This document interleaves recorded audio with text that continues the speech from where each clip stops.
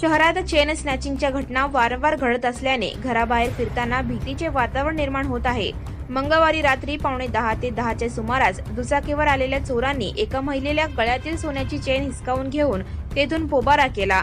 त्यावेळी अर्धी चेन तेथेच पडली। याबाबत महिलेने फौजदार चोडी पोलीस ठाण्यात तक्रार नोंदवण्याची प्रक्रिया सुरू आहे। ती महिला बाळे परिसरात राहण्यास असून ती मंगळवारी सायंकाळी आपल्या मुलीला घेऊन दुचाकीवरून शहरातून बाळेकडे जात होती। मंगळवारी रात्री 10च्या सुमारास मडकी वस्ती पुलाजवळ 2 दुचाकीस्वार त्यांच्याजवळ येऊन त्यांच्या गळ्यातील सोन्याची चेनला हिसका मारला। याला विरोध करेपर्यंत दुचाकीवरून आलेले दोघे हे पुणे मार्गावर निघून गेल्याची माहिती पोलीस सूत्रांनी दिली। दरम्यान या घटनेची माहिती कळताच सहाय्यक पोलीस आयुक्त पोमन, फौजदार चौडी पोलीस ठाण्याचे वरिष्ठ पोलीस निरीक्षक अरविंद माने, गुन्हे शाखेचे सुनील दोरके, एपीआय धायगुडे आदींनी घटनास्थळाची पाहणी केली।